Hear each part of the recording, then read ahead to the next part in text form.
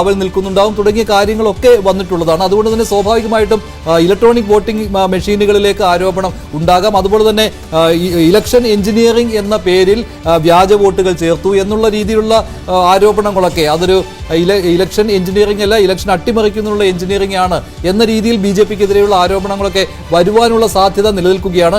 എന്താണ് അരവിന്ദ് കെജ്രിവാളിന്റെ പ്രതികരണം? അല്പസമയത്തിനകം കെജ്രിവാളിന്റെ പ്രതികരണം പ്രതീക്ഷിക്കുകയാണ്. എന്തായാലും ന്യൂഡൽഹി മണ്ഡലത്തിൽ അരവിന്ദ് കെജ്രിവാൾ ജയിക്കുവാനുള്ള സാധ്യത അല്ല ഇപ്പോഴുള്ളത്, അല്ലേ? ഭൂരിപക്ഷം അത്ര വലിയ ലീഡല്ല എങ്കിൽ പോലും ആ ലീഡ് നില തുടർച്ചയായിട്ട് നിലനിർത്തിക്കൊണ്ട് പോകുവാൻ BJPക്ക് കഴിയുന്നുണ്ട്. ഇപ്പോഴും ന്യൂഡൽഹി മണ്ഡലത്തിലെ ഏറ്റവും അവസാനത്തെ ട്രെൻഡിലും അങ്ങനെ തന്നെയാണ്.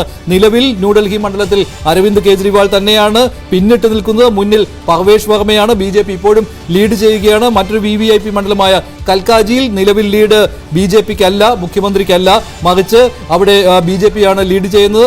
അതുപോലെ തന്നെ ജംഗ്പുരയിൽ മനീഷ് സിസോദിയ ഇപ്പോഴും പിന്നിട്ട് നിൽക്കുകയാണ്. അങ്ങനെ പ്രധാനപ്പെട്ട മണ്ഡലങ്ങളിൽ എല്ലാം BJP മുന്നിട്ട് നിൽക്കുന്ന കാഴ്ചയാണ്. ഇപ്പോൾ മനീഷ് സിസോദിയ മുന്നിലേക്ക് വന്നിരിക്കുകയാണ് ആം ആദ്മി പാർട്ടി, അല്ലെ? ജംഗ്പുരയിൽ സിസോദിയ ഇപ്പോൾ മുന്നിലേക്ക് വന്നിരിക്കുന്നത്. ഏതാണ്ട് വോട്ടെണ്ണൽ ആരംഭിച്ച് ഏതാണ്ട് 1.25 മണിക്കൂറിനടുക്കുമ്പോഴാണ് മനീഷ് സിസോദിയ ജംഗ്പുര അതായത് മണ്ഡലം മാറി മത്സരിക്കുകയായിരുന്നു മനീഷ് സിസോദിയ ഇപ്പോൾ മുന്നിലേക്ക് വന്നിരിക്കുന്നത്. അതാണ് ഇപ്പോൾ ആം ആദ്മി പാർട്ടിയുടെ ലീഡ് നില 27ലേക്ക് എത്തിച്ചിരിക്കുന്നത്. ആം ആദ്മി പാർട്ടി 27, ഒപ്പം BJP 42, കോൺഗ്രസ് 1. മാത്രമല്ല മഞ്ജുഷ്, ഇതിനകത്തൊരു പ്രധാനപ്പെട്ട കാര്യം, കോൺഗ്രസിനെ സംബന്ധിച്ച് ഇപ്പോൾ അവർ ഒരു സീറ്റിൽ മാത്രമേ ലീഡ് ഉള്ളൂ എന്ന് പറയുമ്പോൾ പോലും അവരുടെ നഷ്ടപ്പെട്ട ഒരു വോട്ട് ബേസിൽ ഒരു കുറച്ചെങ്കിലും ഭാഗം അവർക്ക് തിരിച്ചു കൊണ്ടുവരാൻ ഒരുപക്ഷെ ഈ തെരഞ്ഞെടുപ്പ് കഴിഞ്ഞ തവണ 4% അല്ലേ? 4.5% അവരുടെ വോട്ട്. അതിനു മുമ്പ് 10% താഴെയായിരുന്നു. പക്ഷേ അത് ഉയർത്താൻ കോൺഗ്രസിന് സാധിക്കും. കാരണം കോൺഗ്രസിനെ സംബന്ധിച്ചൊരു ഡൽഹിയിൽ മത്സരിക്കാതിരിക്കാൻ കഴിയില്ല. ആം ആദ്മി പാർട്ടിയുമായി ലോക്സഭയിലേതുപോലെ ഒരു സാഹചര്യം ആയിരുന്നില്ല ഇത്തവണ. അന്ന് അരവിന്ദ് കെജ്രിവാൾ ജയിലിലായിരുന്നു എന്ന സാഹചര്യമുണ്ട്. ഇപ്പോൾ കോൺഗ്രസ് തയ്യാറായാൽ പോലും ഒരുപക്ഷെ ആം ആദ്മി പാർട്ടി നിയമസഭയിലേക്ക് സഖ്യമാകാൻ തയ്യാറാകില്ല. അപ്പോൾ മത്സരിക്കുക എന്നുള്ള തന്നെയാണ് രാഷ്ട്രീയ പാർട്ടിയെ സംബന്ധിച്ച് തെരഞ്ഞെടുപ്പിന്റെ പ്രധാനപ്പെട്ട ഘടകം. അതിപ്പോൾ പലതരത്തിലുള്ള വിമർശനങ്ങൾ ഉണ്ടാകാം.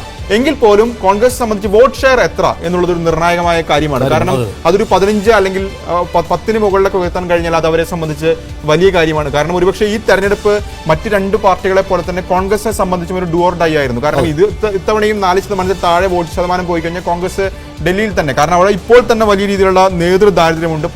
പല പ്രധാനപ്പെട്ട നേതാക്കളും, ഇപ്പോൾ ലവ്ലി 2022 അദ്ദേഹം BJP പോയി. അങ്ങനെ പ്രധാനപ്പെട്ട നേതാക്കളൊക്കെ പാർട്ടി വിട്ടു 41 കുറഞ്ഞിട്ടുണ്ട് കേട്ടോ. 41 BJPയുടെ ലീഡ് കുറയുന്നു. ആം ആദ്മി പാർട്ടിക്ക് 28. ഒരു സീറ്റിൽ ഇപ്പോഴും കോൺഗ്രസിന്റെ ലീഡ് തുടരുകയാണ്. 47 വരെ പോയതാണ് BJP. അവിടെ നിന്നാണ് 41ലേക്ക് കുറഞ്ഞത്. കിരൺ, എന്താണ് ഏറ്റവും പുതിയ ട്രെൻഡ്? എങ്ങനെയാണ്